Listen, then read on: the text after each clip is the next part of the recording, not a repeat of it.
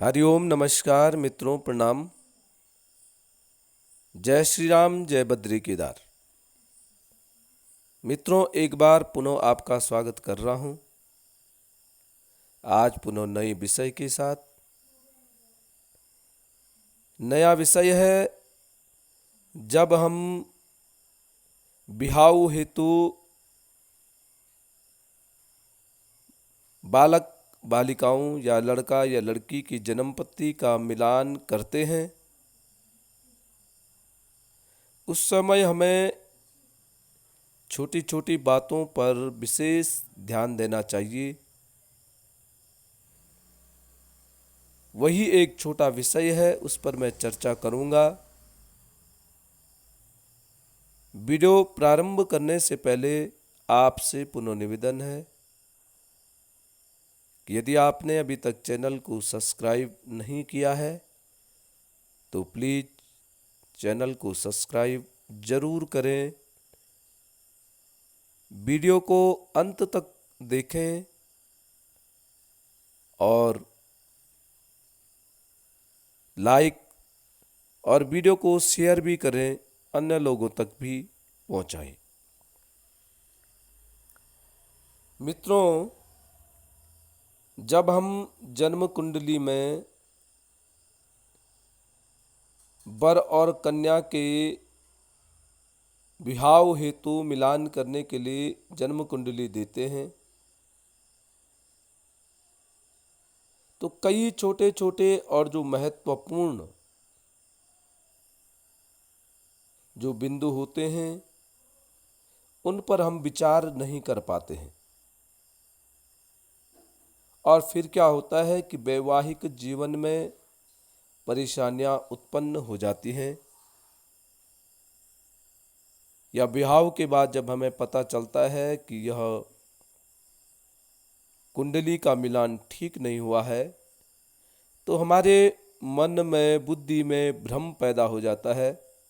और जब भ्रम पैदा हो जाता है तो फिर हमारा दाम्पत्य जीवन, वैवाहिक जीवन ठीक से नहीं व्यतीत हो पाता है। अक्सर होता क्या है कि जब भी हम जन्म कुंडली को मिलाते हैं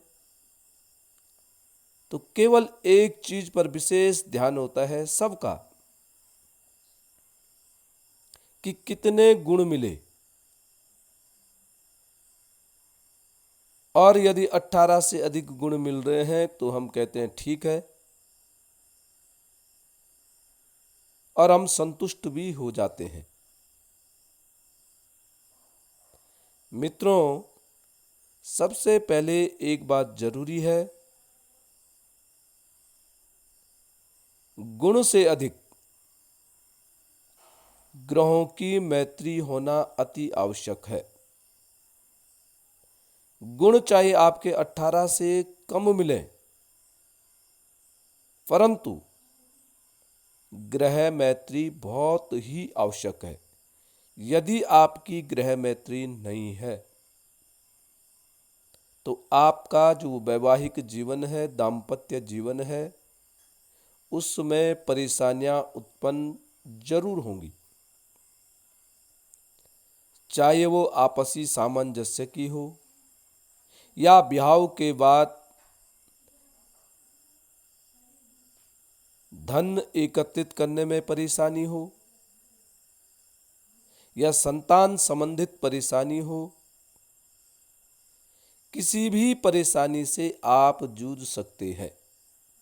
इसलिए सबसे पहला है कि केवल आप गुण ही न देखा करें कि गुण देख दिया और शादी ब्याह कर दिया। गृह मैत्री जरूर करवाएं। और केवल एक चीज का और ध्यान दें कि कंप्यूटर में देख करके गुण मिलान किया और ब्याह कर दिया, ये भी अच्छी आदत नहीं है। आप जरूर किसी ज्योतिषी से या अपने कुल पुरोहित से विचार विमर्श करके फिर आप ब्याह करें। इसके अलावा गृह मैत्री हो गया,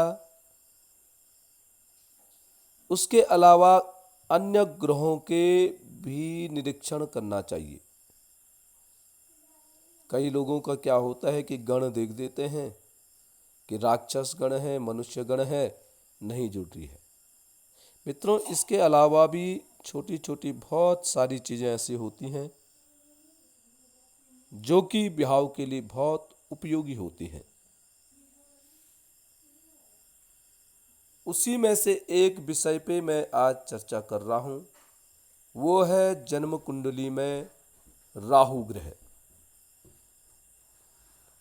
मित्रों, राहु ग्रह जन्म कुंडली का बहुत ही महत्वपूर्ण ग्रह है। यदि वह ठीक स्थिति में नहीं है तो जीवन में उथल पुथल मचा देता है, जीवन को नरकमय बना देता है। जब भी आप जन्म कुंडली का मिलान करते हैं तो मित्रों, इस राहु ग्रह को अवश्य देखा करो। यदि किसी भी जातक के, लड़का है चाहे लड़की है, उसकी जन्म कुंडली में सप्तम भाव में राहु ग्रह बैठा हुआ है और लगन में हो गया केतु, तो ऐसे जातक या ऐसे लड़के को उसी लड़की से ब्याह करना चाहिए, या ऐसे लड़के को ऐसे लड़की से ब्याह करना चाहिए जिसका कि सप्तम भाव में राहु या लगन में राहु हो। तब जाकर के इनका जीवन ठीक चल सकता है। या दोनों के जो ग्रह हैं, ग्रहों की संख्या समान हो।